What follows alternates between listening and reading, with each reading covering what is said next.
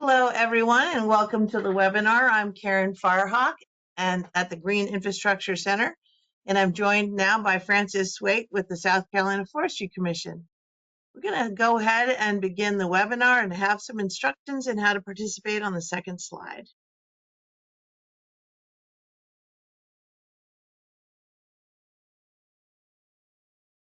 Let me just do one other thing. Okay, just make sure that we are recording. Looks like we are. Okay.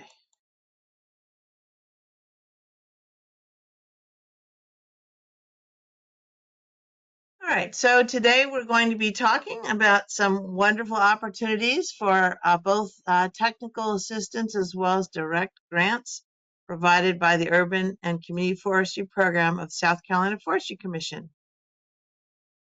All right, here's some instructions for everyone who's participating in today's webinar.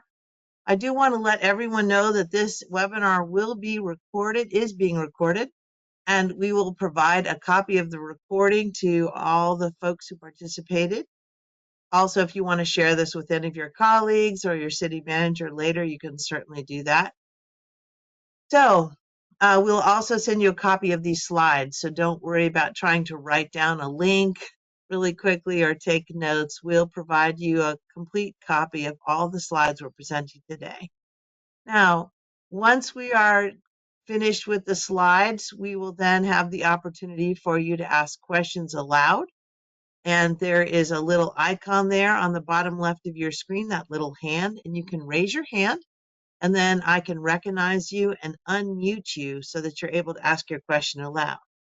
Now, you can ask a question at any time during the webinar by typing into the question panel, and that's that little box with the question mark in the upper right corner of your screen. So click there to type your question.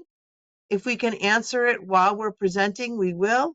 And if not, we will just answer it at the end of the webinar. So you have two options. Type your question at any time or wait until the end and raise your hand and we can recognize you to ask your question aloud. So whichever you prefer. And you will be muted until we get to the very end, and then we'll be able to unmute you. All right, so Francis, if you want to take it away. Thank you. I'm Francis Waite with the South Carolina Forestry Commission, and I want to tell you a little bit about us. Our mission is to protect, promote, and enhance and nurture the forest lands of South Carolina, and our responsibilities extend to all forest lands, both rural and urban, and to all associated forest values, including timber, wildlife, water quality, air quality, soil protection, recreation, and aesthetics. And we have at the Forestry Commission, South Carolina divided into 3 regions, and the green is the Piedmont region, the pink is the PD region, and the blue is the coastal region.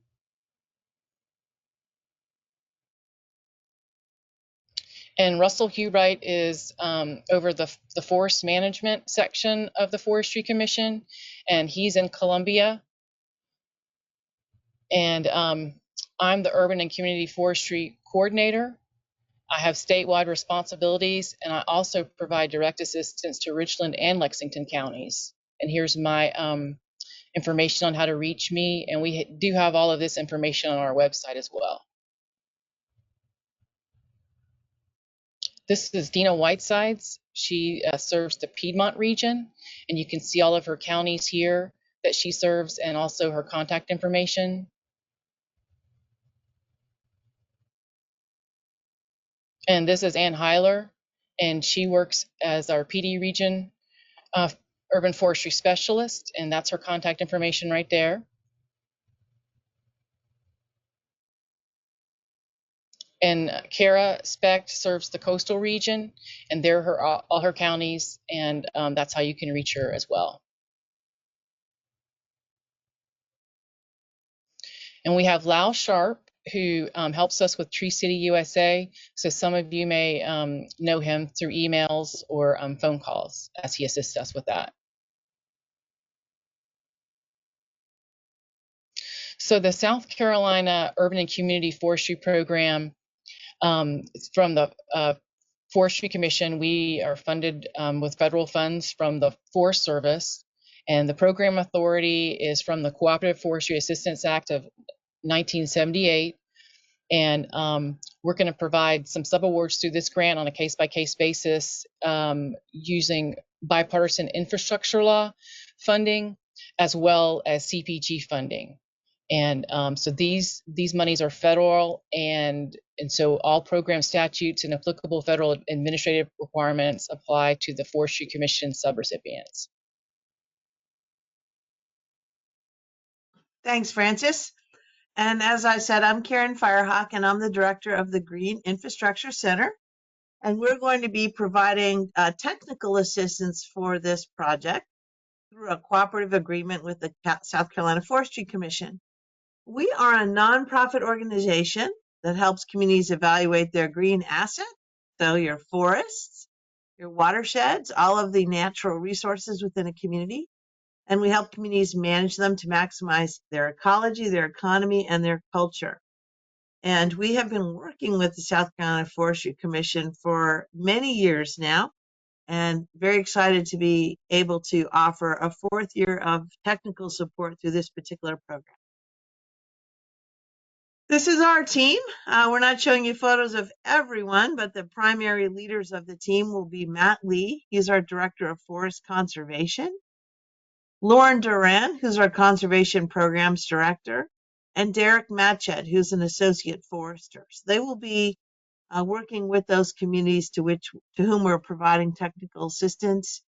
And then Andrew Walker is our GIS manager, and he is leading our Geographic Information System team of Cameron Shakespeare, Hedy Haruma, and Kentrell Richardson.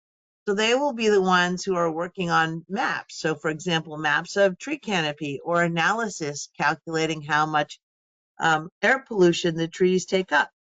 So the GIS team will help with the mapping and analysis aspect. Matt, Lauren, and Derek will be helping with the community planning aspect and using the data to make informed decisions about your trees. So this is a two-part process.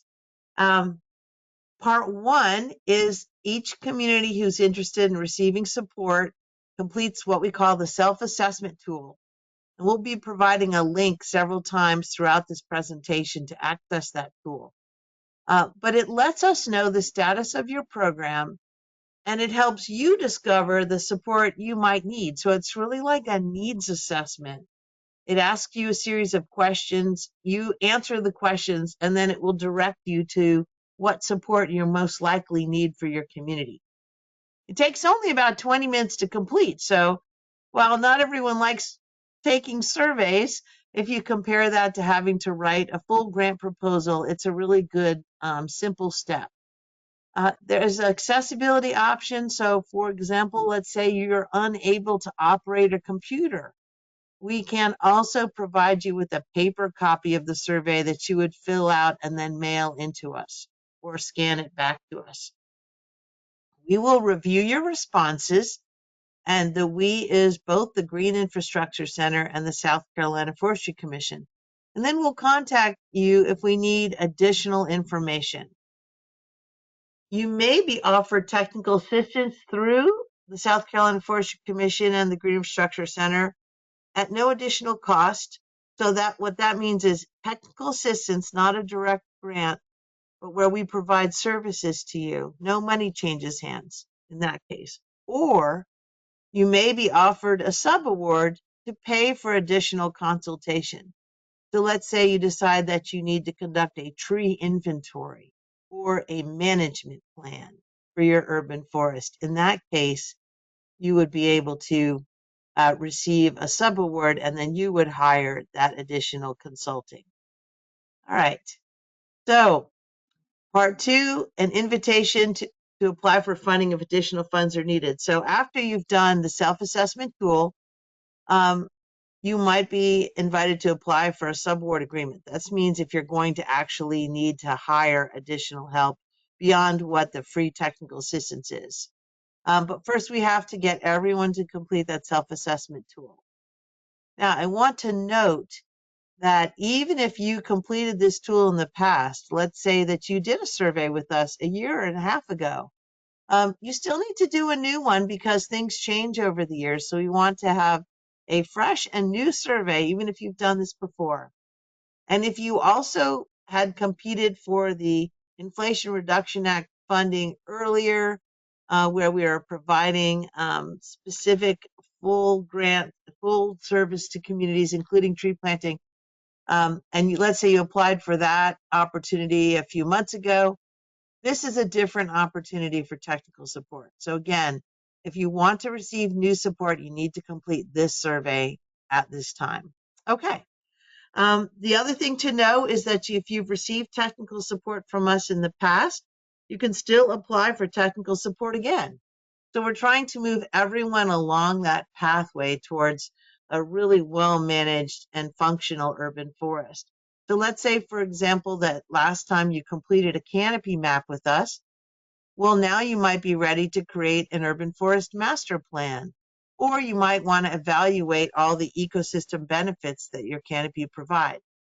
So think about whether there are things that you need additional help with. And there's a checklist at the end of the survey where you get to pick what you most would like support for. All right. So again, to reiterate, options for support include the Green Infrastructure Center, that's us, providing technical assistance at no cost. So these are services performed through an agreement between us and the South Carolina Forestry Commission. But as far as the applicant is concerned, no money is changing hands. Okay. It's just technical assistance. Number two option is perhaps you're awarded technical assistance from us plus some direct financial support. So for example, let's say that we're making you a canopy map, but you're also receiving a tree inventory through a direct funding grant from the South Carolina Forestry Commission. And that would be a cost reimbursement grant. So in other words, you would expend the funds and then they would reimburse you. Or three, you're only getting a direct financial grant, direct financial support. So those are the three options. Just direct technical assistance from GIC to you, GIC's technical assistance plus a grant, or number three, just a grant. All right. I hope I haven't confused anyone. It's all very clear in the survey, I promise. Okay. To make the survey go quickly, there's 5 things you should have on hand. These are answers that you'll want to have at the ready. And one of the important things to know is the survey is not like ones where you can save your work and come back 2 days later and finish it. So it's really important that you have all the answers ready before you begin. So 5 things to know. Does your locality, does your community have a digital tree canopy cover map or data? Did you have a map of where your canopy is? And if so, when was it created? So you might have a canopy map, but let's say it's 6 years old. Well, it's probably time to have a new one. So we're going to ask you if you have that type of map and how old is it? Number 2, does your city have a tree inventory? All right, so did you inventory public trees? When was that inventory collected? Again, maybe it's 10 years old and it's time to do it over. And for what areas? Did you do it for the whole city? Just street trees? Trees in parks? Trees in schools? We'd like to know a little bit about that. Number 3, do you have an urban forest management plan or a forest master plan? And then we'd like to know how old it is. So for example, one community had a plan, but it was 25 years old. So they probably need a new plan because all the information in there is probably too old to still be usable. Number 4, does your city have a storm mitigation plan? Now, if you don't even know what that is, it's likely you don't have one. But you might want to talk with your emergency management folks and see if you have a plan for how to deal with trees and storm debris, right? So debris, say, trees coming down in a storm. Do you have a plan for how you're going to store them and how you're going to account for them, etc.? And if you do have such a plan, again, how old is it? We want to know if it's too old to be relevant. Last question, pretty simple. Does your city employ an arborist? So do you have a certified arborist on staff on the payroll? Now, just to be clear, if you answer no to all 5 of these questions, you don't have any of these things, that's fine. Because what this grant is about is trying to help get you to yes, so that in the future you will be able to say that, yes, we do have these plans, we do have these tools in place. Right? Again, as we said, the survey takes 20 minutes to fill out, as long as you make sure you have those answers. So it's a lot of yes, no questions and check boxes. The key thing to know here is the person filling it out should be authorized to complete it for their community to receive that technical support. So, for example, if you're a member of the tree board, you probably aren't authorized to fill it out on behalf of the city. It would need to be the city manager or the city arborist or the head of planning. It needs to be someone with the authority to obligate the city's participation. So let's say you're on a tree board. Make sure you can let your city manager know and you all can fill it out together. The key is that it needs to be someone with the correct authority. At the end of the survey, it will go over your answers to questions with you and then help you figure out what you should request support for. But it's all based on your answers during the survey. Okay. Now, this is a competitive award, meaning that, like many things, there's not unlimited funding. So we have criteria to rank applicants to try to make sure that we get the support to the communities with the greatest need and the most readiness to participate. So, is your community a Tree City USA? You get 2 points if you are current, or excuse me, it says you get actually 3 points. Sorry, and it says total points 3 and 5. 3. That should say total possible points too. I apologize. I'll fix that. You get 2 points for Tree City USA. For partners, you identify partners you plan to work with, and they need to have agreed to participate. So to receive up to an additional 3 points. So, for example, we really are looking for you to say things like, we're working with our tree board or working with our schools who are planning to plant trees, or whoever else the partner is, the Save the Tree Club. We're looking for partners who are not just another department within the city. All right, results. Then we are wanting to know, how will you use the information? So you receive 1 to 5 points for how clearly and specifically you describe how you plan to use the results of assistance for community need. So, for example, you're in the process of updating your comprehensive plan and you'd like to establish a tree canopy goal as part of that plan. So you need this data. We're looking for specifics here. Again, we're not looking for an answer like, my community is growing, so I need a map. We really want you to be a little bit more thoughtful and specific on how you'll use the results of the information and the support. All right, these are rolling applications. This is another really important point. Applications are open October 18th, so they started last week, to December 13th. So in the event there's more applicants than funds, we're going to score up your points. And then if there's still more applicants than funds, we're going to see whose application was received first. So there isn't an incentive to try to get your application in sooner rather than later, because in the case of a tie, the one that came in first will take precedence. And again, that's why we keep reminding you, it only takes 20 minutes to complete. So once you have the permission from your community, or perhaps you're the decider, I encourage you to get the answers to those 5 questions we put earlier and get on there and fill it out. So it's not due to the 13th, but again, early submission might work in your favor. Okay, technical support available. All right, so we're going to go through a little bit more information about what types of technical support is available and explain it. So the support is, like I said, provided based on the needs identified in the self-assessment tool online. So we're going to see what you said you needed help with, and we'll also determine how we can best assist you. So you might click, I need help with everything. But we might say, well, we need to crawl before we can walk. So we might, for example, say if you don't have a canopy map, that's the first thing you need help with. And if we need to call and ask you some questions before we decide, we certainly will. So we've given ourselves a month's window between the time we turn it in and the time we'll be back, everyone, with the decision, so that we can call if we need and check on additional information that we might need. Okay. So here's a quick list of the types of support that's listed on the website. And some are just direct technical assistance, TS, and others are a grant to hire consultants to conduct the work. So that's C for consult. So canopy mapping, we can map your tree canopy as well as open space that's available for planting to help you set a canopy goal.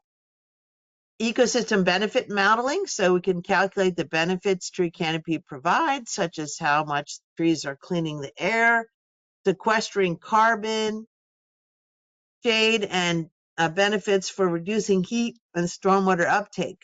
We also can help you, if you like, with how to message those benefits, how to capture that information for the public. Tree inventories. Now, this is one where you would be getting a grant to hire a consultant. That's a field-based assessment where someone is going from tree to tree, looking at location, size, species, condition, and needs. So, for example, is this tree needing additional maintenance? Tree planting plans or urban forest master plans. This is using your canopy data and plantable area map to determine, where are you going to plant trees and how you can plant them where they're most needed. So that's really an exercise in evaluating the open space, but also setting a specific plan in place. It also includes how you're going to track the trees planted and how you budget for them. Now, that one could either be technical support or it could be hiring a consultant. Urban forest management plans are a little different. That's a detailed plan for how to care for the urban forest, including the staffing, the equipment you need. Could also be your planting plans, but it's really focusing in on how you're going to care for your trees, your maintenance plans. It might get into, like we said, details, how many bucket trucks you need, all of that information to actually manage and maintain your urban forest. And that would be something where you would hire a consultant using a sub-award. Another option is creating an emergency forest or emergency storm plan. So how to prepare the urban forest for storms, how to set up effective pre-contracts for debris removal and cleanup, and recovery plans, and also plans for reusing urban waste wood. So like a really high value tree that comes down in a storm, do you have a way to get that into the hands of a good carpenter versus putting it in the landfill? And so that could be technical support or it could be hiring a consultant. Next one, tree risk assessment. That's preparing for and reducing the prevalence of risk-prone trees. So surveying and flagging trees or limbs for removal or further monitoring. This tree is risky. Let's come back and check it later. This tree is at risk of imminent failure. We need to bring a crew out and address this immediately. All right. And then the last one, and this is a little bit different this year. This is a green infrastructure plan. This is specifically for counties to use our state map to create a connected network using larger forest patches to support birds, wildlife, or strategies for connectivity and resilience. You could even think about it for like regional trail planning. But this is using a database that we created for the state a couple of years ago, where we mapped all of the large forest habitats across South Carolina, and we ranked them for how important they were for wildlife and other benefits provided. So we would use that model to actually create a sort of plan for what's the most important priority landscapes for your county. So if you're interested, that's a new offering if you're a county. All right, so this is just a cute little quick map showing you the projects that have been funded in 2024. Now you'll see like, wow, there's not as much in the south and western part of the state. That's because we did a lot of work in that part of the state earlier. So we've moved around. Remember, we've been doing this project for 3 years now, so we've actually helped 38 communities. We didn't put them all on the map. So we've assisted quite a few. And if your locality had past support, remember you can still apply for additional support. Like we said earlier, maybe you had a canopy map created and now you're ready to move on to create a master plan. So be thinking about what's that sort of next level of support you would like to achieve. All right, so just some quick examples of technical support. These are some maps we made for Charleston, and Charleston's so large that we broke it up into different neighborhood areas. So we did the whole city, but we had to make, I think, 6 maps to cover the city. But this is the West Ashley neighborhood. You can see land cover, including tree canopy on the left. And on the right, you can see a map with orange showing all the areas that in that neighborhood they could actually plant trees. And so we could even get this down to the level of exactly how many trees that is and what spots they can go in. And then if you're thinking about an urban forest plan, you might think about creating a management plan or a master plan. So remember I said a master plan is saying where you might plant trees to reach a goal. Or, you might think about a management plan where you're creating that plan for how to maintain your trees, how much personnel you need, the budgets, all of that. If you're not sure which one you need, a management plan or a master plan, if I haven't explained it well enough or you want to think on it some more, we created a guide with South Carolina. And so you can download that from the South Carolina Forestry Commission's website. There's a really long link down there below, but remember I told you I'm going to send everyone on the webinar a copy of this slide deck, so you can click that later or just go to the South Carolina Forestry Commission's Urban and Community Forestry page on their website. But just think about the differences between these types of plans and what you're ready for. And if you're developing a management plan, we also recommend that you have a tree inventory, because management entails using data. And so you're going to want to know, well, how many trees do we have that need maintenance? How many trees are at risk? How much will that cost us to take care of them? What schedule do we need? So having an inventory is really important for that. So might not be ready for a management plan. Maybe this is the year you do the inventory. All right, and there's an example of Dina Whitesides actually coring a tree to see how old it is, and she's looking at its condition. So knowing the species health and condition of your trees is key to better management. Now, inventories can be very expensive, so if you do request an inventory, and that's going to be a situation where you would be having a subaward and a direct grant, then you're not going to want to write, we want to inventory every tree in the city. And you might not even want to write, we're going to inventory every tree on every street in the city, because that might be cost prohibitive. So think about, what are the priority areas that you want to propose? Is it trees along key boulevards that are central to economic development? Is it trees along streets where kids walk to school? Is it trees around public plazas or public parks or pathways? So just be thinking about what's your priority and what trees do you need to inventory. All right, tree risk assessment is also really important to identify risk-prone trees, and it also entails thinking about whether there's a target. In other words, if the tree falls in the woods and it doesn't bother anyone, it's not necessarily a risk we're concerned about. But if that tree might fall, in this case, example here, in a cemetery or over a pathway, then people or property might be at risk. So doing a tree risk assessment, similar to doing a tree inventory, you're going to want to think about which trees are most important to assess for risk. Now, again, is it trees along that greenway path? Is it trees, in front of City Hall or in front of the police station? Which trees need assessment for risk?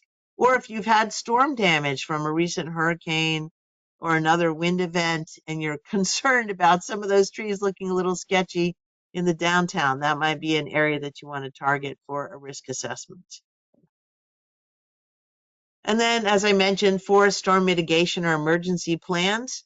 Storms are always going to be hitting South Carolina, but is your forest ready? Have you taken care of some of those tree risks? Maybe trees that have problem limbs, that maybe you've taken those limbs off to make sure the tree's more resilient. Do you have pre-contracts so that when a storm is predicted, you've already got contractors heading your way, trucks loaded and fully staffed and having equipment ready to respond? Or are you calling around trying to find someone at the 11th hour to come and help the city clean up? And are you following all the rules properly so that FEMA will reimburse you? Um, and then really, where are you taking all those down trees? Hopefully not to the landfill. So finding better uses for them. So there's a whole host of things to think about, from preparation to response to recovery. And there are a series of videos available on the South Carolina Forestry Commission website that go through those different processes. You can learn more and watch those videos. But if you're ready to make a plan, then that's something you might want to ask for support for. All right. And then let's get into just some other fun examples of how you can use the data. We like to use this example from Greenville, South Carolina. So we looked at things, not only did we map their tree canopy, but we looked at things like how hot are different neighborhoods within the city. So these are census blocked, and looking at the redder or oranger they are, the hotter they are. And then we can correlate that with how well treed they are. So when we look at tree canopy, we also see, it's not surprising, the areas that are hotter are also the least treated. So we can start to look at that. And then we can also think about, well, are those then the places that are priority for planting, the least treated and the hottest? So that has a lot of implications for community health and well-being. And then we can play around with the data to actually get to a point where we can determine the total number of trees that could be planted in your city by size and location. So for example, and we also do actually digitally offset the trees so they're not up against a building. And if you give us power line location, we'll make sure they're not under your power lines. So for example, in this case, we found 105,468 trees could be planted. And then we can break that down by large trees with at least 40-foot diameter crown at maturity, 43,736. And then we fit small trees in those places where large trees would not be able to be spaced. Right. So just some project highlights. As we said, more than 38 communities have been assisted so far. And there's some underway right now that we're just in the middle of wrapping up. We've had workshops held, and we still got some workshops to go for a few of them to review their data. We discussed challenges and help them identify community-led initiatives and solutions. And then we've created a lot of really cool reports for each community on how they're doing and what we recommend they do next. And these are created in concert with you. So those staff people I showed you earlier, they work directly with your community, coaching you and walking you through the process.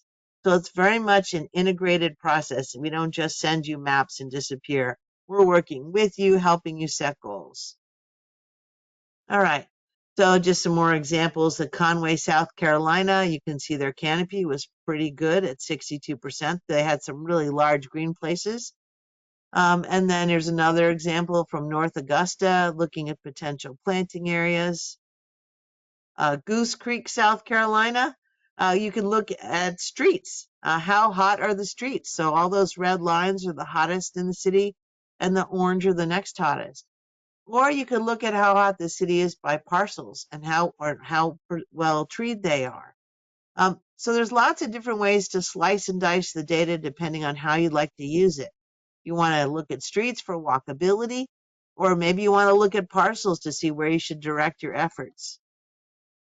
We can also look at what's called social equity. So we can look at race and income. So the city of Rock Hill used the data to develop a tree equity strategy.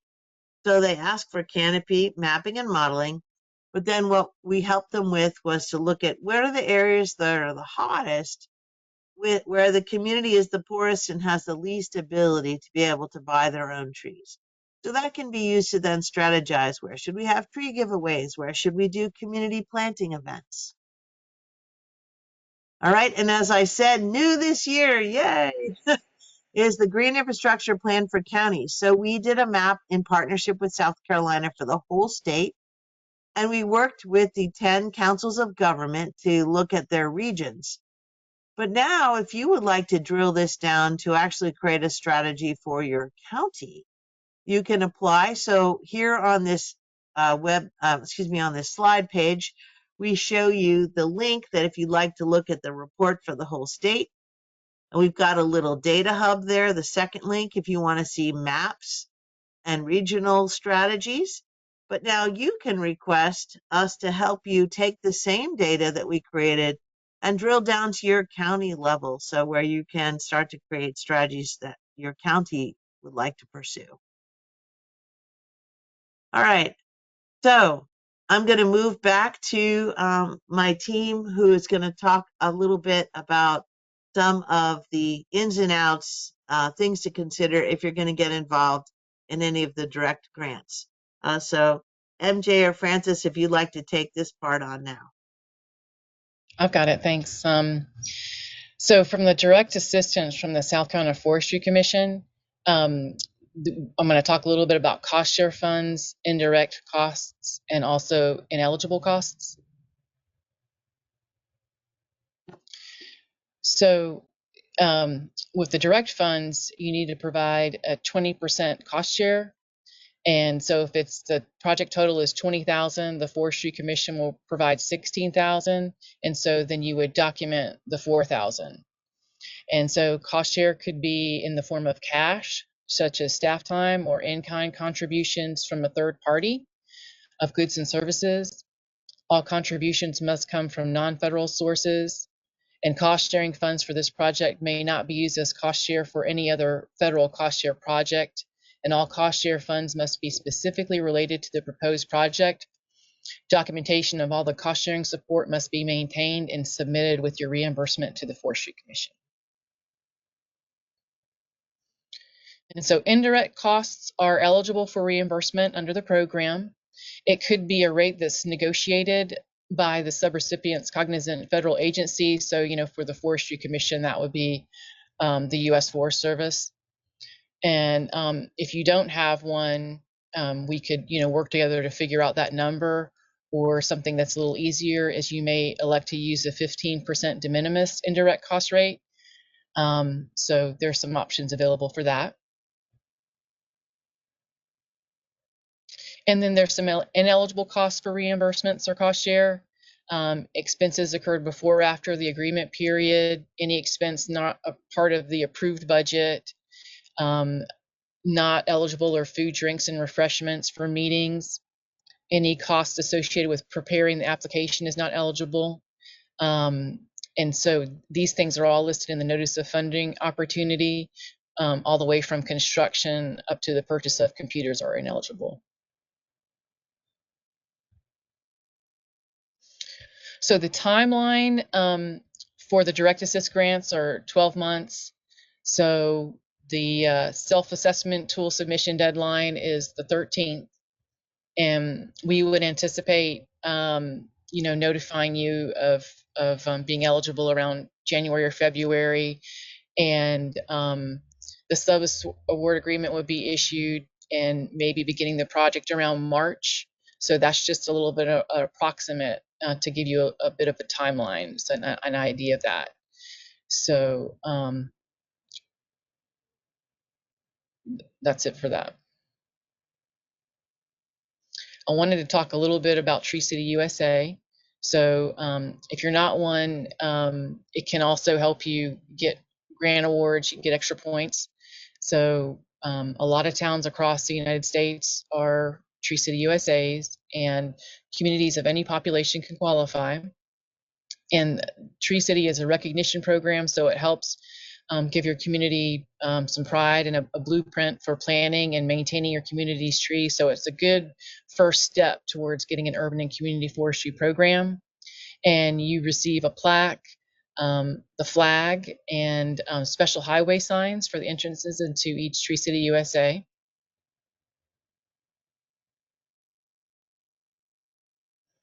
And so there's an example of the flag, and you have to have 4 things to qualify. You have to have a tree border department. You have to have a tree care ordinance that deals with your public trees. You have to spend at least $2 per capita, on your trees, so like removals or pruning or plantings and things like that, and you keep track of that.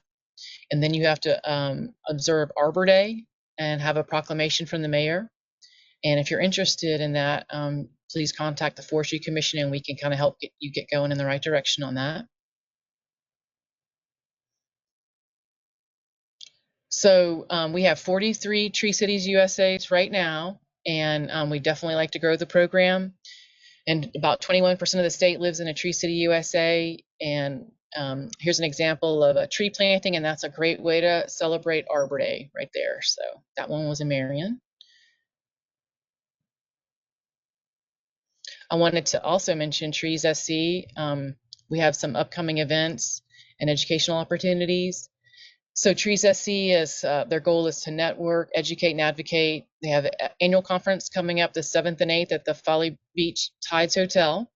And then we also have a South Carolina Arborist Workshop March 20th at Irmo. And the direct assistance from the Forestry Commission, you can also include that in your grant because we think that's very important. Educational is a great component of our program. All right, so this is the QR code for those of you who like to use your cell phone to get to the survey. We also have a link down below, and as we said, we'll send you these slides, so you'll have the link. But really, we're just trying to reach out to see if your community would like to be more shaded and cooler, be better prepared for storms. Maybe plant trees more strategically since budgets are limited. Maybe plant them in ways that'll make you cooler, clean, or having cleaner neighborhoods. Creating realistic goals and budgets, maybe helping you take data that you have and create a plan that will really work for you. Maybe becoming more resilient to climate change. We're getting some intense storms out there. Let's get ready. Or just creating more equitable and healthy communities for everybody. So take the application by December 13th to see how best to get help for your community. And as we said, the survey tool actually helps teach you what you need. So even if you're not completely sure, take the survey. It will help show you what you need to be ready. All right. So for additional information about the program, you can contact Frances Waite. There's her contact information there. Or you can contact Matthew Lee, our Director of Forest Conservation. And remember, again, I know we've hit this a few times now, but the deadline is December 13th. So if, for example, you do need a paper copy to fill out, please request one well ahead of that date so that we, make sure we can have received it back from you by then. All right. So with that, I'm going to end the slideshow and close that down and then bring it back and stop sharing my screen, which is just a funny looking flower. So with that, we're going to see if there's some questions in the question panel. And opening that up, I see the first question, does the Arbor Day or some other org have gold, silver, bronze examples of what makes a good or effective tree ordinance? They're curious if there's a ranking tool saying my ordinance is good, pretty good, awesome. I don't know about a ranking tool, but we do have some examples on our website. And I guess what we could do, and Karen, when you send that out, you could send those links. We have a couple of ordinances that you can kind of choose from and think about, and they would be some good examples for you. Sure. And then, of course, there's also a codes and ordinances guide on the South Carolina Forestry Commission's website that talks about tree ordinances and what are the components you should have in it.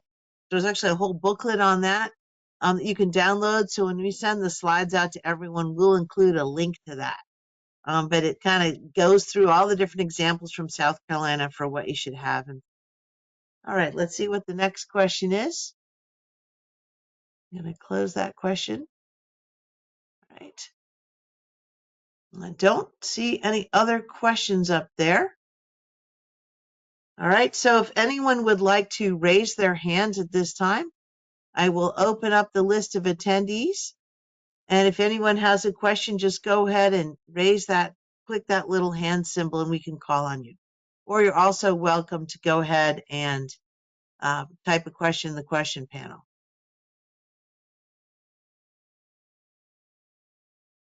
Okay. All right, there's another question popping up.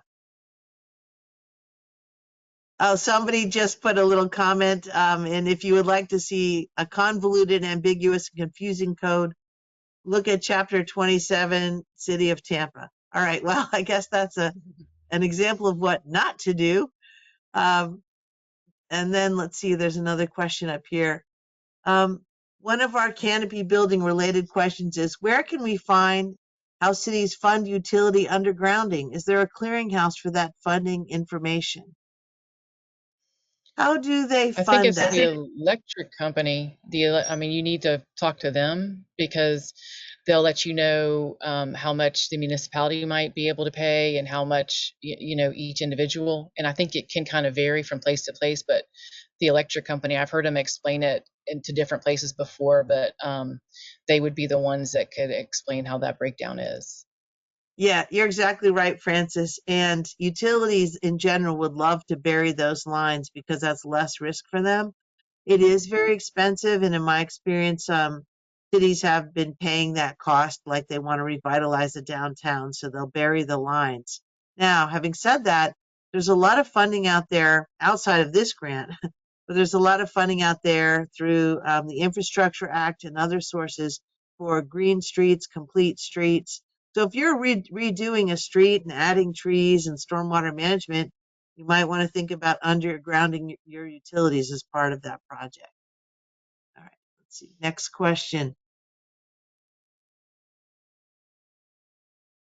Okay. Is there an FAQ for a detailed city tree census, especially for municipalities that have concerns about liability? The number of communities approximately the size of Columbia, South Carolina, or bigger that have a detailed tree census, and why cities should have one. We do have a tree campaign guide that goes into the reasons why you might want to have an inventory. And then if you're interested, we can try to research that for you. Francis, do you know like what's a larger city that's done an inventory in South Carolina? Can you think of one off the top of your head? I know the city of Charleston's in the process of doing one right now, Okay. so That we that's a can pretty we big can city. bend their ear. Yeah. Yeah.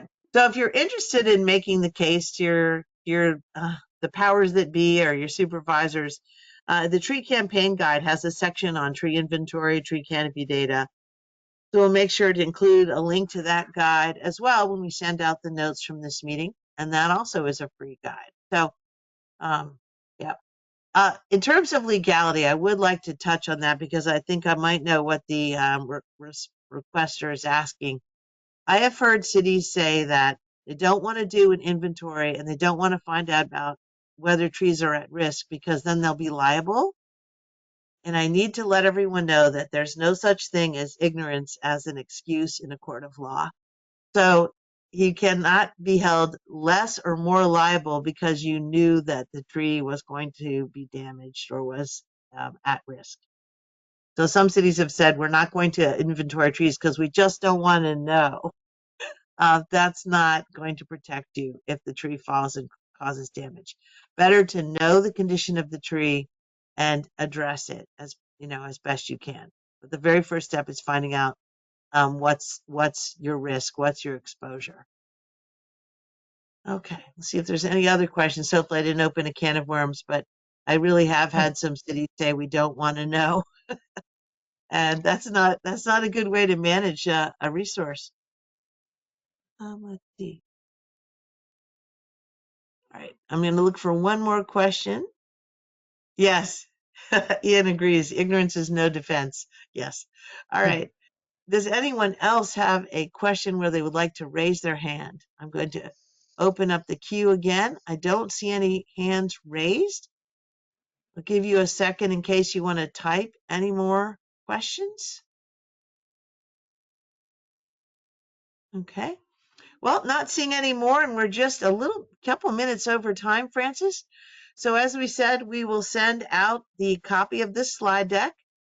The recording will take about 24 hours to generate, so then we'll follow up with a copy of the recording. And we'll also include some of those resources you all asked about regarding ordinances and tree data and what kind of data to get and why, and urban forest management plan. So we'll be sure to include those links. So we look forward to receiving your applications, and do let your colleagues know about this opportunity as well. If you have any questions in the meantime, you'll have our contact and Francis's contact in the slide deck that we're about to send out. So do follow up. We're happy to talk with you. And we'll let everyone get outside and enjoy this gorgeous day. Go be with the tree. You'll feel better. All right. Bye, all. Bye.